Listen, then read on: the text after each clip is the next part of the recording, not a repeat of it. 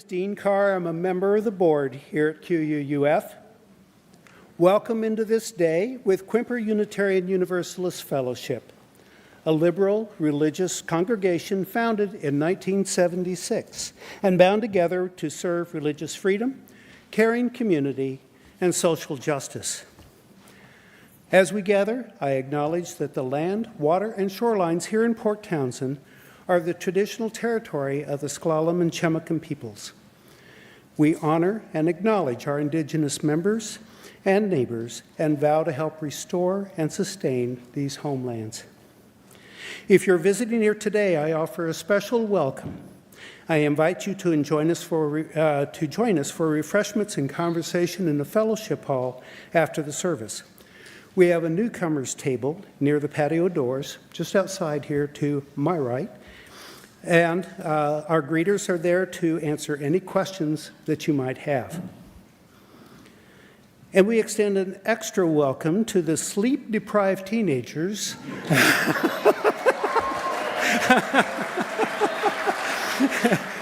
and the adults who are participating in this week's Community Con, an event QUUF is proud to host. We're glad you're here. And thanks to Bo, our family ministry director, and all of the adults who have made this possible.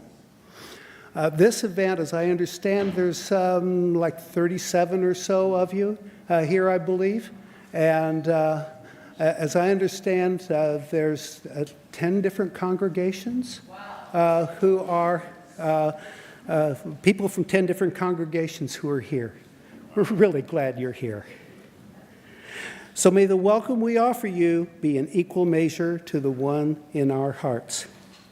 We pause briefly to do some essential business of our congregation. I would like to invite Mary Tyburski up here for an exciting announcement. Mary? Our hospitality auction is now open for bidding. Thanks to the incredible generosity of our community, we have a record 28 offerings this year, and they all sound wonderful. Thank you to each and every one of you who have opened your homes, shared your talents, and created these opportunities for connection. We've made a little flyer, small flyer for you. If you don't have it, get one on your way out. It'll give you all the information that you need. Note that several events will be held right here at QUF, making them familiar and accessible for everyone. We especially encourage new members to participate because it's a lot of fun and new friendships are formed. And if you'd love to participate but need a bit of financial support, we have those spaces reserved for you as well. Our hope is that everyone can participate. There's a seat at the table for all. Our team will be in the foyer after the service if you have any questions. Let's settle our minds and calm our hearts. I took his part.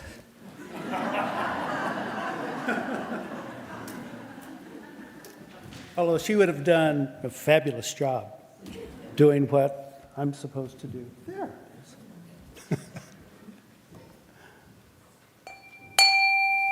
Wow.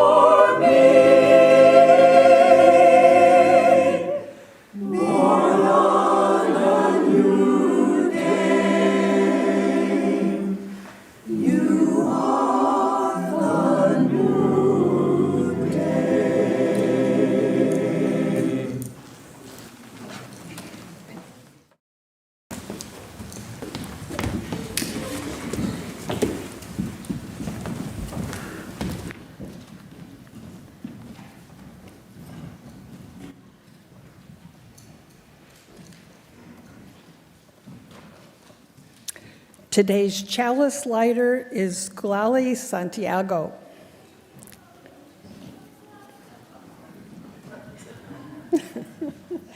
and help. We kindly light today's chalice with these words from Unitarian Universalist minister Andrew Kennedy.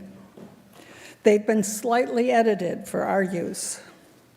We come to love QUUF, the traditions, the history, and especially the people associated with it. And through these people, young and old, known and unknown, we reach out, both backward into history and forward into the future, to link together the generations in this imperfect but blessed community with memory and hope.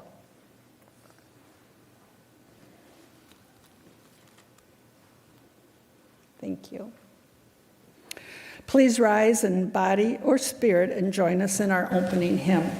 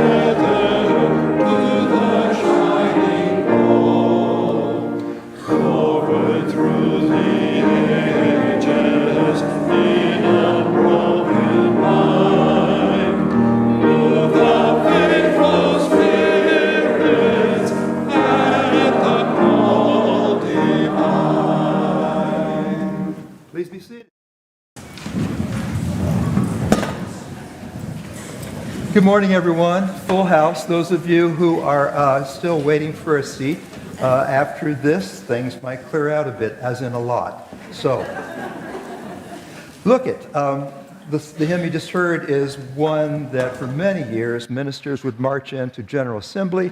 That's our get-together of our entire UU family once a year. And so if it sounds like Christian soldiers, it's because it was. No apologies here. I just want to make it clear that this is where it came from. It is a march for those of us ministers, those who actually robe, or who actually come down the aisle. So this is a much more precious hymn for some of us than maybe others. So all that said, look at somebody who wants to hear a story. Get on down here.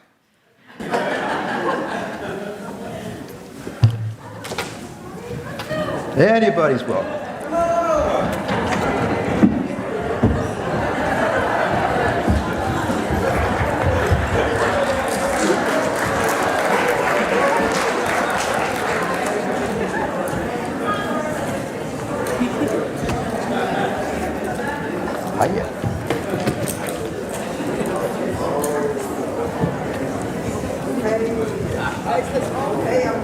Just keep on scooching, folks.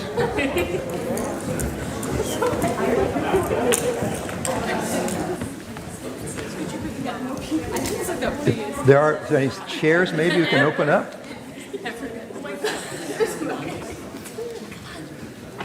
We're going to uplift an offering. Get this many people. We've been sleeping next to each other for 2 nights. We got this. Thank you. Yeah, really. It's like a big old space. Hello, everybody. We have our own congregation right here. We really do. So, my name is Don. I am the interim minister here to this fine congregation. So, look at quick story. When I was 9 or 10, my parents got me a plastic guitar. That was fun, but not very helpful in terms of playing. At 13 or 14, my father got me a guitar. So I started looking at that guitar and I thought, this is my buddy for the rest of my life because this is just where I live. And I got to thinking about that. It really is a body. So it occurred to me, guitars are kind of like people. So here's your quiz before we get to things. What would we call this if it were a person? That would be your head. This would get too easy. That would be body. And I'm adding this part. What do we got down there? That would be feet. So it occurred to me that this really is a person in here. It has character and all the stuff. Almost got you. All kinds of fun stuff comes out of a guitar. So some friends and I, again, we're 13 or 14, just starting on guitar. We decided we were really good singers, except we weren't. And so there was a guy in town named Eddie Comer, C-O-M-E-R. Eddie came by one day and heard us, sounded like a cat pretty much, angry cat. And he took me, waited till I got done, and he said, you really shouldn't sing. And he wasn't being mean or anything, and it actually kind of freed me up. He said, what you need to do is get a harmonica. So that way you can sing. And what happened was, I got to be able to do this. And it's all because, in large part, because of Eddie Comer.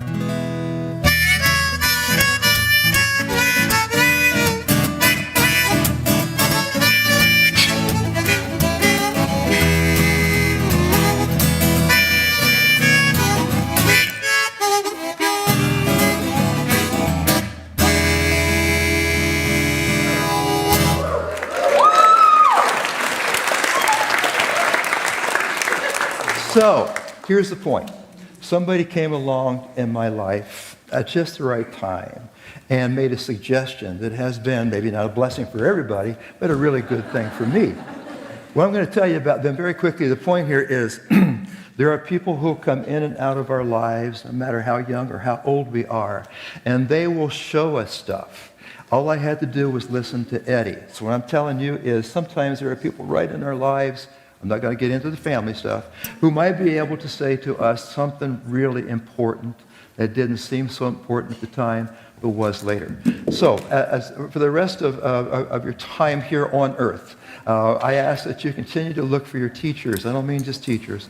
People who are showing you something you never thought about and yet changed your life. Be on the lookout for those people. Honor them. Love them.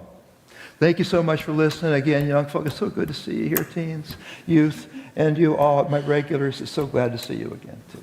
Have a good class or the rest of your hangout.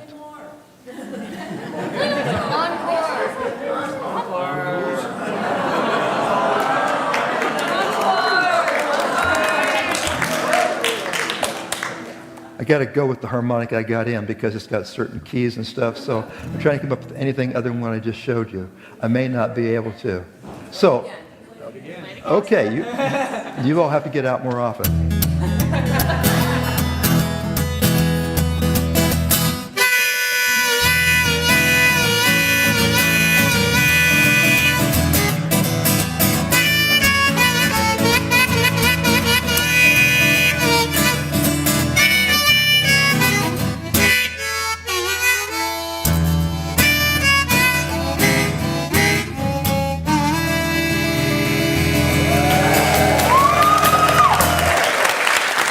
All right. Now, thank you so much. Good to see you. Have a good class and hang out, y'all. There'll be a bridge for you. Those of you who are new to this, they're about to make a human bridge.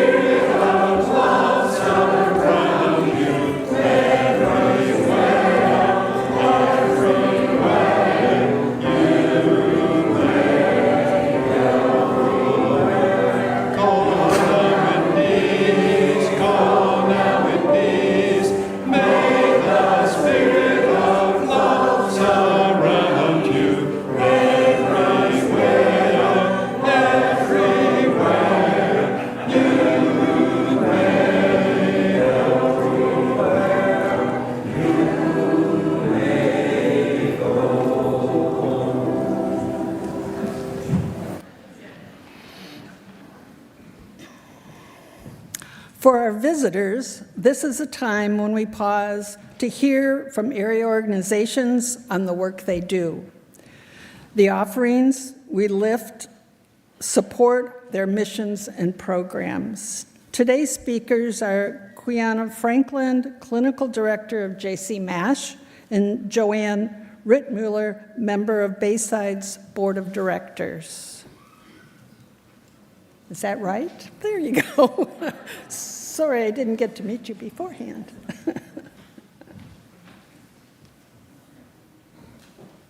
Good morning. I'm Joanne Rittmuller. I'm on the Bayside Board, and I'm here as the support person for Quiana. Quiana has not done a lot of presentations in front of people, so I ask that you be smiling and encouraging for her today.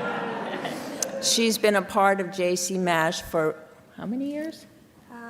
3 full years. Well, 3 full years, 10 years on and off, but 3 full years as Bayside has assumed J.C. Mash. But J.C. Mash has been around almost 30 years, I think. So anyway, she's the expert. I'm just here to support her and ask that you smile and support her too. Thanks. Well, thank you so much for having me here this morning. I am, like I said, very nervous, and we'll try not to fall over here. But J.C. Mash is a big part of my heart, and we do a lot of great things. Right now, J.C. Mash is operating out of our Hadlock Clinic at 175 Chimacum Road. We're open Mondays through Wednesdays. We have a small group of volunteers that are amazing. They dedicate a lot of time to us. We have Dr. Dawa Rienstra, who's really been putting in a lot of hours with us lately. Oh, and here he is. Dr. Richard Lynn and Jim Blair. We have Peggy St. Clair, Kathy Mason, and Bob Lunsford as our nurses, and Tom Duke, who has been providing a lot of care for our mental health and counseling. Just recently, J.C. Mash has started traveling to the emergency homeless shelter once a week, where we typically see about 10 individuals. And that is truly my favorite day of the week. We've created a lot of relationships with people that go far beyond just medical and mental health care. Referrals, filling out job applications, creating resumes. So we are in need for more volunteers. If there are any doctors and nurses here who would love to talk with you after services and have you join our team. What else can I say with that? So JC MASH, thank you. JC MASH, we provide a lot of, we do some acute care, medication refills, a lot of referral services. So we help people get established with primary care, behavioral health, addiction support, and a lot of other things, yes. And it's all free, so sorry. JC MASH is completely free. We do not ask for insurance. We don't ask for anything from our people. Last year, we started noticing another need, and that was food insecurities. So we opened up a food and clothing pantry, and what I've found through that is it has brought a lot of new people in, not just for the food. We've started to build relationships, and in these relationships, people are opening up, and now they are seeing our counselors, they're seeing our medical providers, and so that's huge to us. And we're just looking about growing, and with Bayside Housing, it's about creating shelter, medical, mental health, and now food. So thank you for having me. Thank you.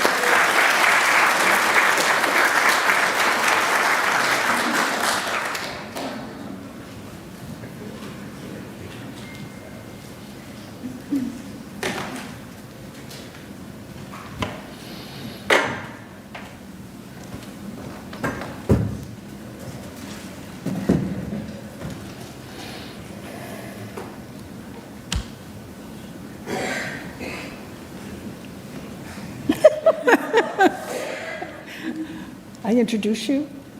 Oh. There's the offering.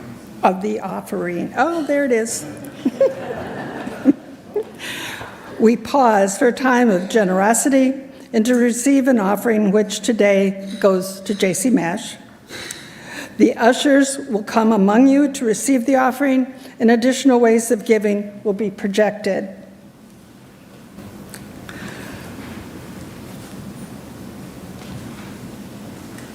Go straight into the offertory.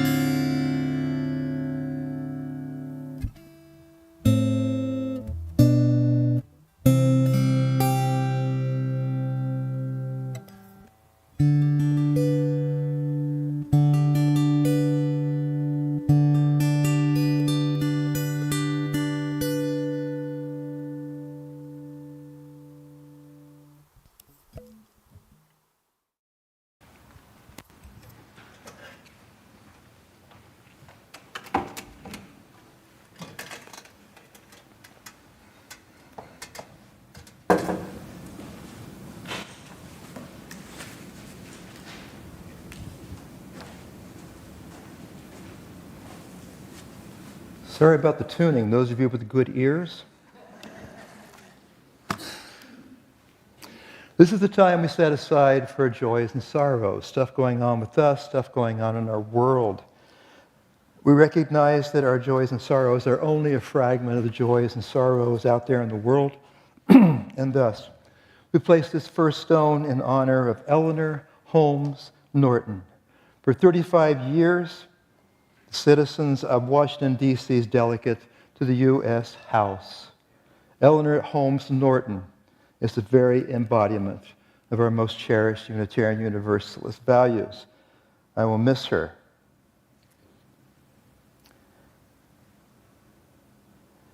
We ask that we're going to place another stone for all that stuff going on in our lives that go unspoken, but are so real.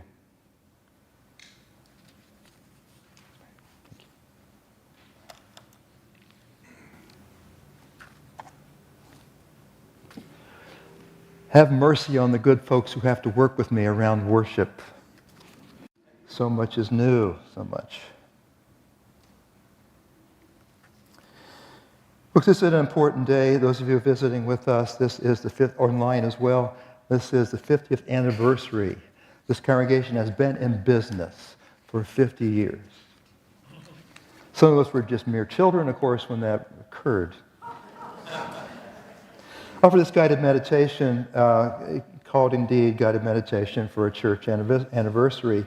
This is Jacqueline Collins' work, a Unitarian Universalist minister.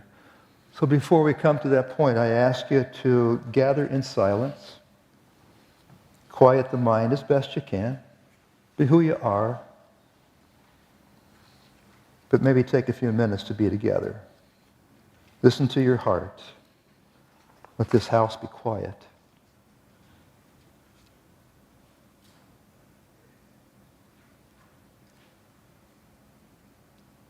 Take a moment now and stretch back in memory to the first time you joined a meeting of this congregation.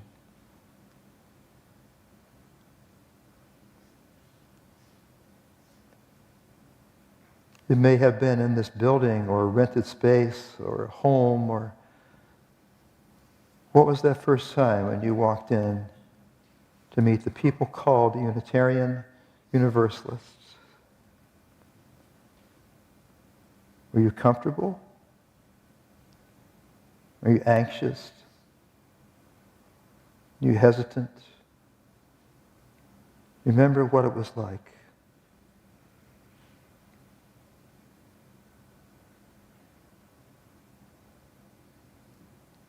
Now, who are the first people you met?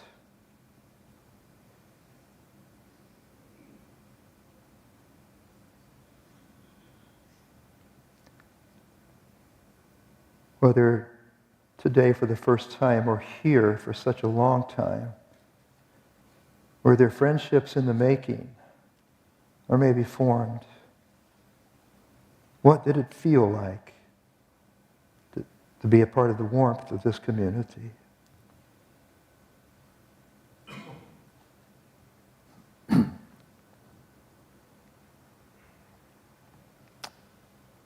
If you've been here for a while, what important events of your life happened right here? Was it rite of passage, birth and dedication, coming of age, weddings?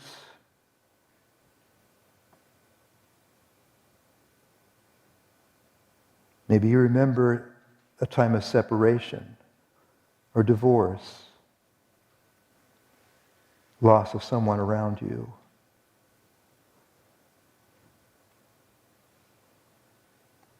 Now think a moment about the influence of this community. Maybe your children too.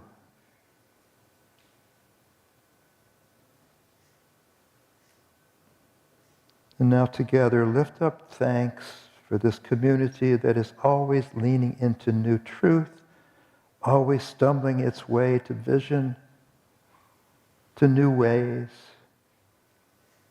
learning to be more open, more inclusive.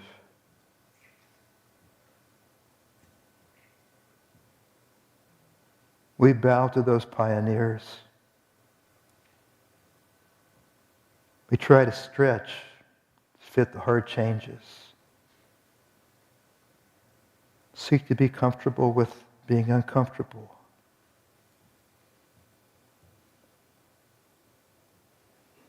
And above all, this community exists to practice kindness until kindness is all there is, all you'll ever need.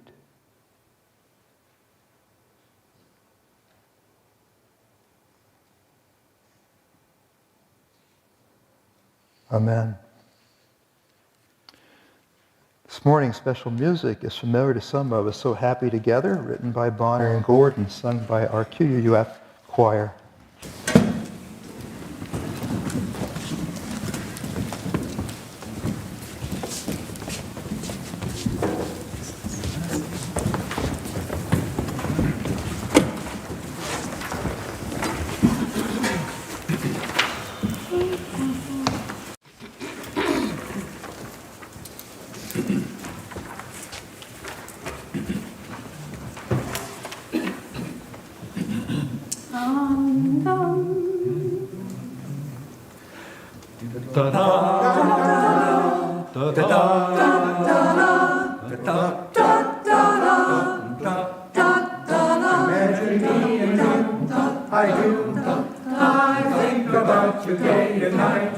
It's only right to think about the girl you love and hold her tight, so happy together. If I should call you up and that's a dime, and you say you belong to me, and ease my mind, imagine how the world could be so very fine, so happy together. So happy together. I can see me loving nobody but you for all my life. When you're with me, baby, the skies will be blue for all my life. Me and you and you and you and me, no matter how they toss us, it had to be. The only ones for me is you and you for me. So happy together. Happy together.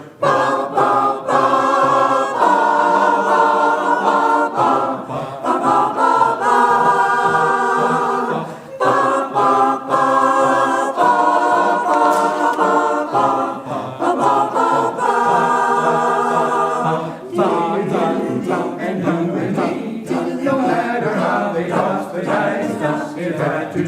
The only one for me is you, and you for me. So happy together.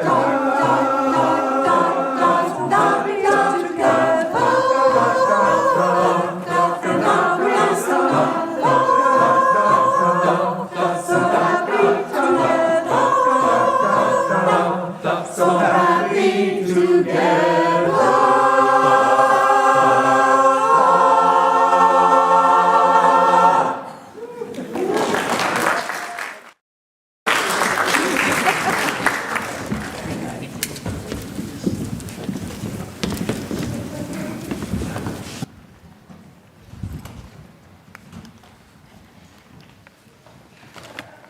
I dig that amen at the end, by the way. Not everybody would recognize that, but I caught that. Not wasted on me. Hey, many thanks to those of you who helped put together the history that is posted to your website. Those of you who have access to a computer, QUUF.org. If you look down, you will find the tab. I forget the main tab. In any case, if you do a quick search about the congregation's history, you'll find an awful lot of what I'm going to offer you today. I want to say again, thanks to those of you who made that happen on the website. It's a great history. Those of you who have done work in the sanctuary where you charted some of your history again on paper, that hangs in the minister's office right now. So I have also consulted that. Appreciate those of you who put the time in here. It was February 8, 1976 in Port Townsend, Washington. Jimmy Carter was barely 2 weeks into his presidency. The nation was 5 months away from its bicentennial. Apple, Microsoft, ready to launch. and my Cincinnati Reds were on their way to a 4-game sweep of George Steinbrenner's Yankees. Can I get an amen? Where am I right now? No? Yankees fans. They exist. And, of course, the expansion Seahawks, their first year, lost their first 5 games. Looking for trouble. Here in Port Townsend, a living room group, most in their 60s and 70s, and folks, listen for some parallels. A living room group, most in their 60s and 70s, gathered to discuss and debate ideas. Unitarian Universalist history, some, and then the great issues of the day. And starting in late 1977, there were less than unanimous conversations about affiliating with our Unitarian Universalist Association, also known as UUA. There was now a UU-type presence on this part of the peninsula. Membership payments, contributions to the association, also, by the way, to our Unitarian Universalist Service Committee. It is a separate organization, but is strong, very strong in advocacy and service. This was part of their identity. And there was a growing interest in growing. So in 1984, evidently not unanimous, decision was made to rent a community center and meet twice a month. Not everybody was on board. Some left. Move ahead to 1985 when the group adopted the name Quimper Unitarians. No Universalists, but that's a different sermon. An organizational structure more or less came into being. They were 22 members strong, annual budget of $2,400. In 1986, Quimper Unitarian became a member congregation of the Unitarian Universalist Association, ID number 8228. Services became more focused. Chalices were lit. Music became regular, although it did start out on a portable tape player. Social events were part of the culture. These folks could party. It was breaking out everywhere. And it was time to meet the needs of children and their caregivers. The decision, not unanimous, was made to move the gatherings to Sunday morning. Some people left. Catherine Stevenson was hired as the congregation's first religious professional.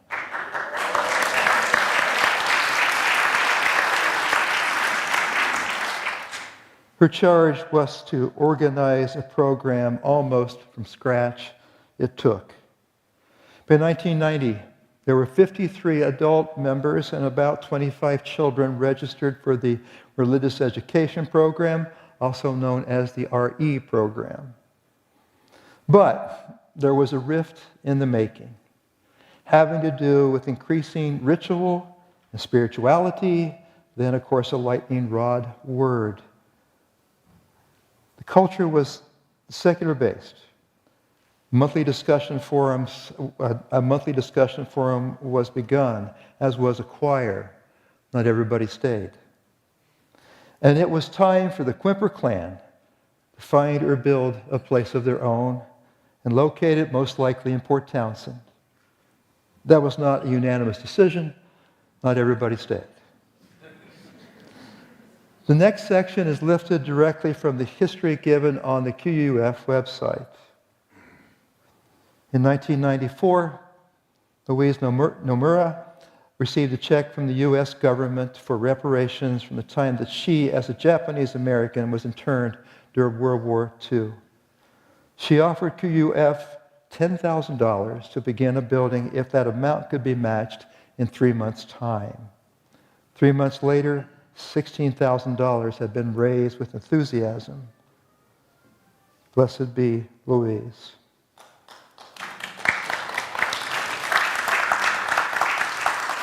There's more story here, folks, but I got to keep on moving. Not everybody was on board with this change in culture. Some left. But by 1995, there was solid support to hire the congregation's first minister, Reverend Tim Haley. In 1995 saw another watershed. The property was found and purchased at 2333 San Juan Avenue. So the work began in 1996. Blueprints were finally approved. Not everybody agreed. With substantial contributions of time and sweat and dollars from members and other friends of the congregation, there would be a sanctuary. Not everybody was on board with that word. Can I pause here and say the Northwest is known as being the most secular region of the U.S. when it comes to Unitarian Universalism? I won't charge you for that little tidbit, but it is true. With substantial contributions of sweat, time, and dollars from friends of the congregation, religious education, classrooms, kitchen, meeting rooms, restrooms, office, all these spaces were created. Something was coming together. That something, by the way, is you. The board, my favorite, by the way, and the board adopted a new policy for all their future meetings: no more booze.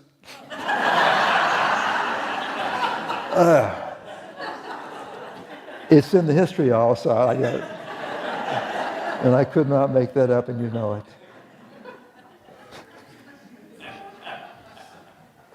The donation of time and work had a mostly unifying effect on the congregation. The building was finished in late spring 1977. That was the year Louise died. Did I say that? Thank you, John. I was a social studies major. The garden became part of the campus in 1999. Am I good there? Yes. Thank you. Reverend Nan Gear served as the congregation's second credentialed UU minister, remained with you for 2.5 years. The congregation's organizational needs were once again in need of updating. They were grounded in 2 statements originally approved in 1997: mission and covenant. The covenant statement from that time still serves as a baseline for how to be together. Let me read it. Some of you know it. We are travelers. We meet for a moment in this sacred place to love, to share, to serve. And let us use compassion, curiosity, reverence, and respect while seeking our truths. In this way, we will support a just and joyful community, and this moment shall endure.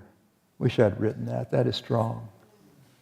Not long thereafter, QUF became a welcoming congregation, our UUA's designation for congregations having met criteria for affirming and welcoming persons who identify as queer and trans.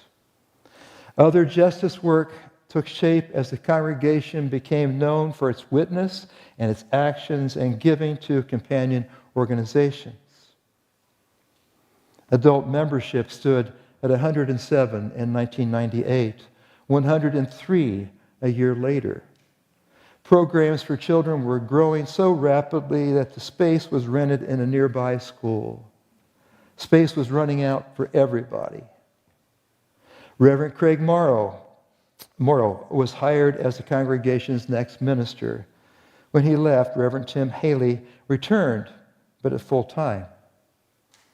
By the spring of 2002, there were 100 children registered in the RE, Religious Education Program, with 180 adult members. The building, parking, and staffing levels were not sustainable, so a second service was created. Not everybody agreed, some people left. I just read them. Reverend Rob Moore served you all on an interim basis from 2003 through 2004, from 2022 to 2025. Membership rose by 26%, pledge income by 80%. This rapid growth was not lost on our association. In 2005, QUF was recognized as a breakthrough congregation. That was an award for those with rapid growth in numbers and scope of ministry. In 2004, Reverend Bruce Bodick was called as the congregation's new settled minister. During that time, not everybody was on board, some left. A group was formed by humanists and agnostics and atheists. Meet their own needs. By 2006, it became clear the current facilities were limiting both the quantity and quality of your shared ministry. There was more work to be done. The prep work began on the building in 2008. The old building went online in 2010. And the growth continued under Bruce's ministry, as well as the congregation's presence in the community. Reverends Florence Kaplow, Kate Lohr served as assistant ministers, each for 1 year. But staff were overwhelmed by the increased load. So positions were increased and scope were added. Office manager, membership coordinator, youth coordinator, sexton, choir director, and a combined religious educator assistant for congregational life, all were created or buoyed. After 14 years as called minister, Bruce retired. Reverend Helen Carroll was hired as interim minister. The ministry was short. The board hired assistant minister Kate Lohr as acting lead minister. In 2019, Kate was called as QUUF's full-time settled minister. Staff positions and funding were shifted from an assistant minister to music and choir director. In that same year, the long-anticipated Memorial Columbarium became a reality. In 2020, y'all fell victim to the onset of COVID-19. QUUF's ministers, staff, and dedicated leaders and musicians made the best of those tragic times, but 4 positions were eliminated. Unfortunately, a tech specialist was found to help coordinate the move to virtual.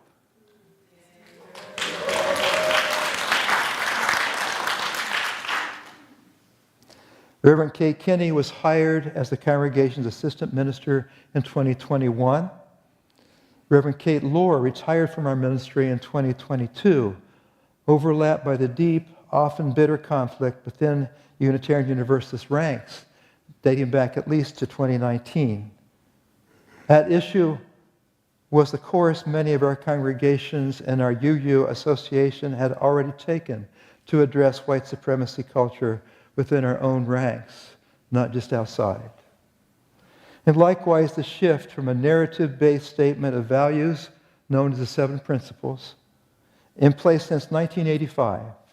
The shift was there for our current 6 values, with love as the center. This conflict is also referred to as, also referred to as the controversy over Article 2, that's the clause in our UUA's bylaws that contained the principles. This was huge, folks. I don't know of a better word. And after a bitter 5-year internal series of conflicts, those who opposed the changes here left the congregation to form what is now Salish Sea Fellowship. Roughly 1/4 of QUUF members and others exited during that time, some to join Salish Sea, but not all.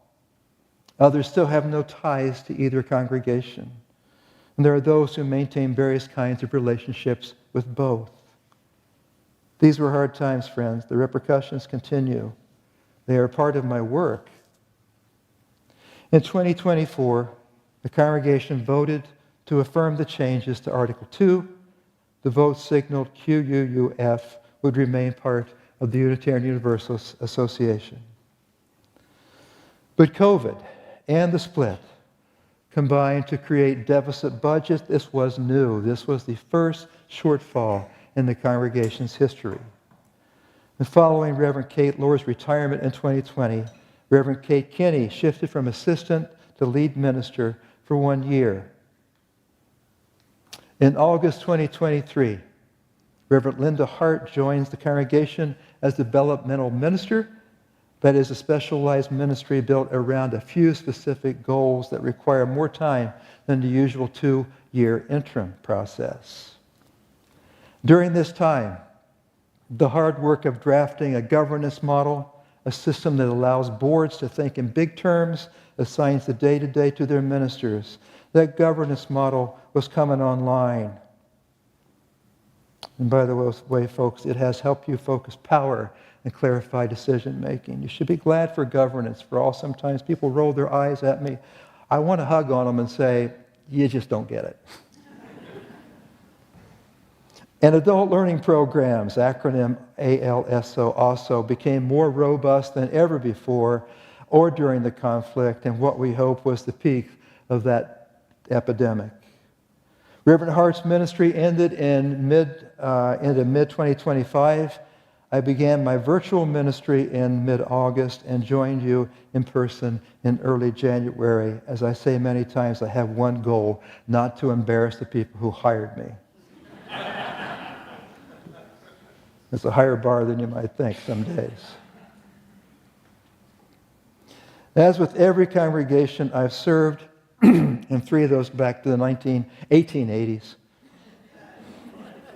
There are so many stories, too, with those congregations. They've been going at it for a while, but I'll spare you those now.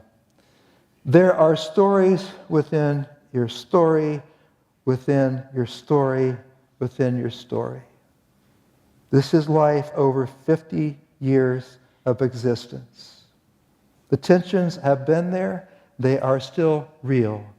Tensions over changing places and worship and music and staff and religious education and governance and finances and ministers, especially ministers. Change is not entirely unusual, but that is cold comfort to those of you, whether by chance or choice, still deal with some anxiety inside the congregation. But things are different, folks. I am so glad, frankly, and it's always about me, to be able to find you now than 5 years ago. I'm glad for that. On February 22nd, I'll be doing my every 2 months interim ministry check-in. I'll pick up on some of these themes. They're not always easy to talk about, maybe not to hear. On the other hand, some things are absolutely wonderful to talk about and wonderful to hear. So if you're not aware, this is something that interim ministers do every 6 to 8 weeks. How are we doing, kind of a thing. But today is not about plumbing. It's not about what I do on that part of ministry. It's about you. It is about you, the inheritors, every one of you, of such a message and such a tradition.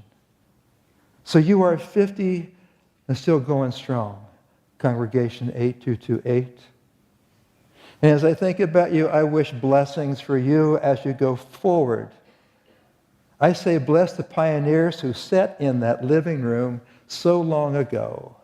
I say bless the parents and the caregivers and the staff who wanted their kids to know more about a precious and a sturdy religion. Bless the institutionalists who understood the power of good organization. Bless the staff and the ministers who did more heavy lifting than you might imagine. Some of those ministers were your partners, some were more difficult partners, but there's always ministry going on that y'all just don't see. Bless the lay leaders who lost sleep and sometimes even faith. Bless the musicians and the singers who shared their gifts in good times and in bad. Bless all these. Bless all these and more. But friends, consider this. Tomorrow is the first day of your next 50 years. No expectations there. So let me finish up by talking to those of you who are kind of new, really new, brand new. I talk to you knowing that part of your futures will lie in large part in the folks who are already here. They are your partners. They are worthy partners. But generations don't always mix easily. Ask anybody who's a great-grandparent. It's not always easy. And that's where we are. It's part of my task for the rest of my time with you. Is help generations be in communication, find where the rough spots are, and laugh and cry and be together according to that vision that we talk about in Unitarian Universalism, to realize the vision of a multi-generational congregation that knows how to party just like the old timers. So I say to you, newcomers, perfection, whatever that is, doesn't live here. Human errors and fragility live here. Uncertainty lives here. Fear and misunderstanding and frustration and anger. These live here because they live in you and me, newcomers.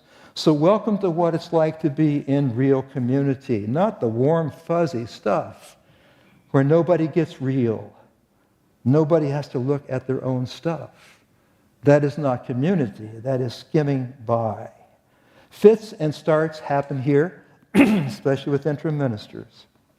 History, habits can die 1,000 deaths here. But get this, newcomers. Resilience lives here. Joy lives here. Silliness lives here. Tradition lives here. Generations mingle here. Healing and grace, being seen, they live here too. So healing and grace happen.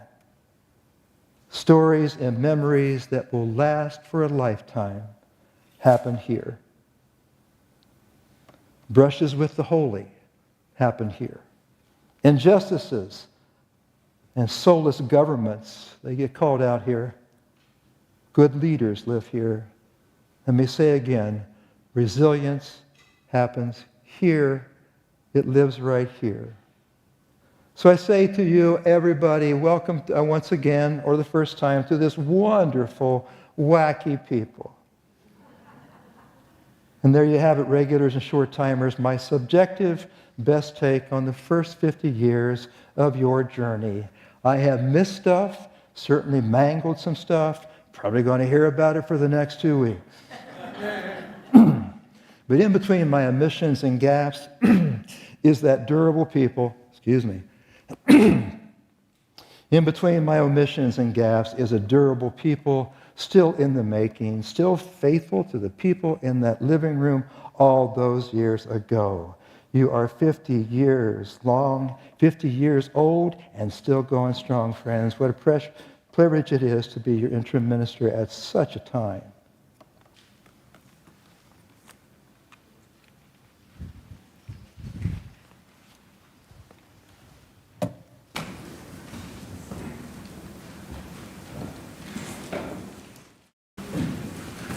Our closing song is Where is Our Holy Church? Very straight ahead. Notice some of the words here. They are profound. Would you rise as you're able? We'll sing the first verse twice.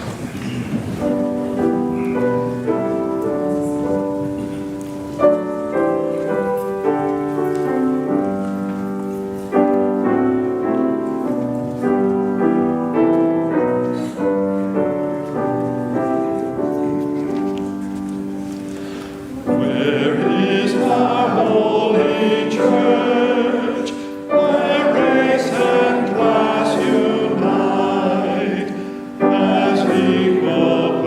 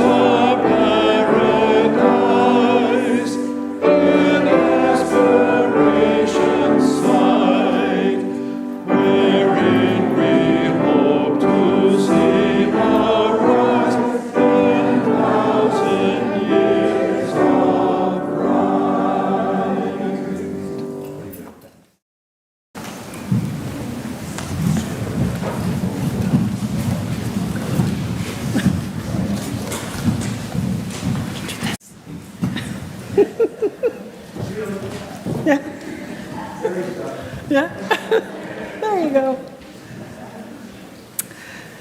Don has written the closing words. Those who built this house are with us still. We move where they moved. We cried where they cried. We laugh where they laughed. Feel the embrace of the elders. Trust in their vision. Be worthy of their saving message. Your truth lies in your breast. Be good to one another.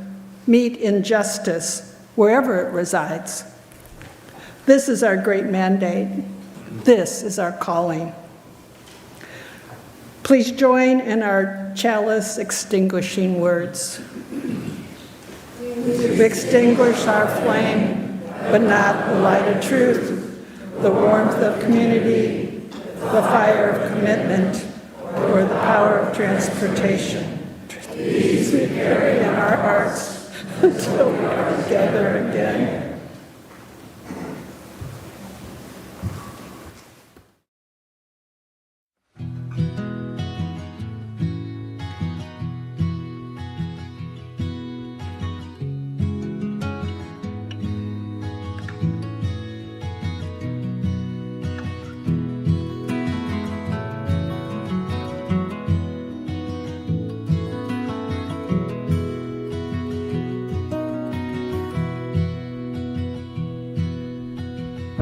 Love is a language, time is a thief. Hope is a lantern, breath is relief. Memory is water pooled in your palm. Home is a song. Twilight's a whisper, night is a chord. Grudges are poison, anger's a sword. Beauty's a feeling you feel coming on. Home is a song. I keep singing like birds in the morning. I keep listening to the wind in the trees. I keep wondering, where am I going? And who will I be? Rain is a teardrop, envy's a thorn.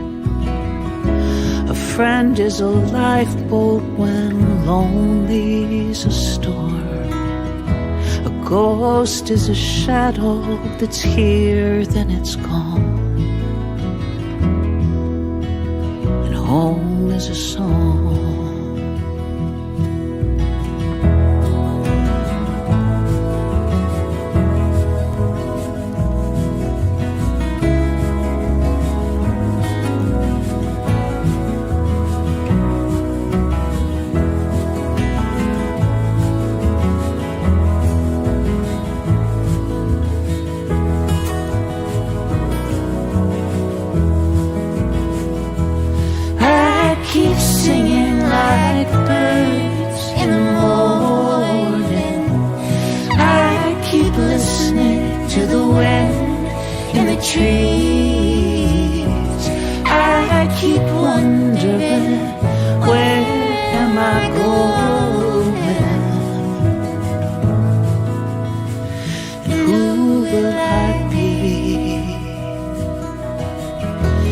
Heart is a traveler, a soul is a wing, calling all passengers, wanting to sing. One day we'll arrive where we belong, where home is a song. When we